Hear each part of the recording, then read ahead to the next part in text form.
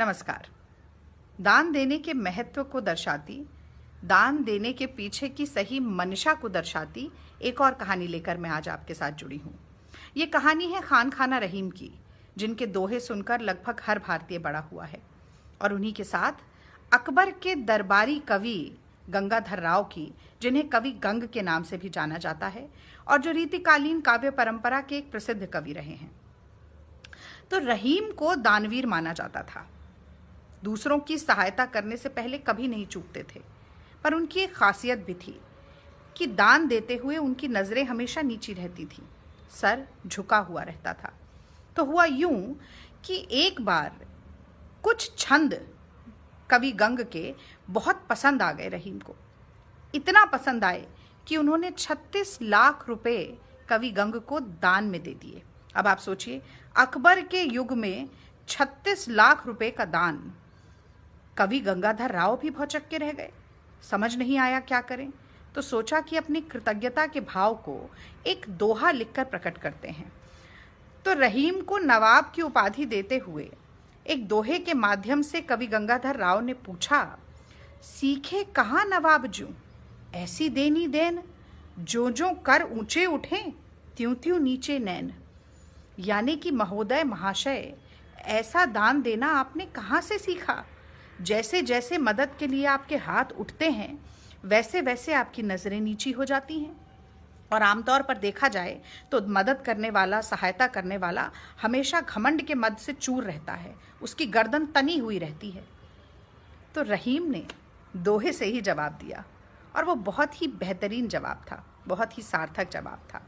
रहीम ने कहा, देनहार कोई और है, भेजत सो दिन रैन, लोग भरम हम पर धरें, ताह से नीचे नैन।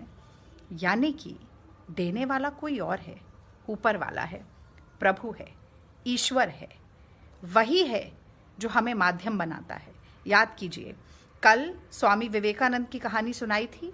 उन्होंने भी जेडी रॉकफेलर से यही कहा था कि हम तो केवल चैनल हैं, हम सिर्फ जरिया हैं, हम सिर्फ माध्यम हैं, देने वाला कोई और है। वही रहीम ने भी कहा कि जब हम देते हैं तो शायद प्रभु का वास हम में होता है, उनकी कृपा दृष्टि हम पर होती है।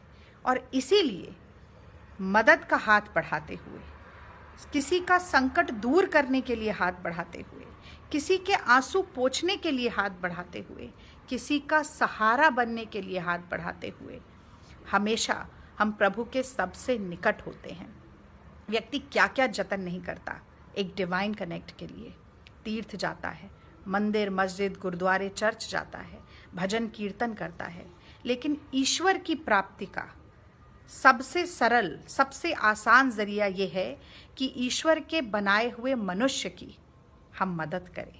यदि हम इतने समर्थ हैं, इतने सार्थक हैं, इससे बड़ा और कोई माध्यम नहीं है प्रभु से निकटता का।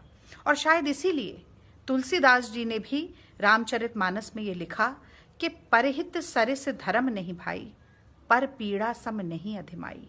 यानी कि दूसरों का हित करने से बड़ा कोई धर्म नहीं, और दूसरे को कष्ट पहुंचाने से बड़ा, पीड़ा देने से बड़ा और कोई अधर्म नहीं। और आज कोरोना के संकट के इस दौर में ये संदेश और सार्थक हो जाता है। मानवता का तकाजा ये है, हर धार्मिक मूल्य का तकाजा ये है कि हम एक दूसरे की मदद करें, एक दूसरे को कष्ट ना पहुंचाएं, क्योंकि ये लड़ाई हम तभी जीत पाएंगे जब हम एक दूसरे के साथ खड़े हों, एक दूसरे के खिलाफ नहीं। आज के लिए यही संदेश। कल एक और छोटी सी कहानी फिर से सुनिएगा ज़रूर। धन्यवाद। जय हिंद।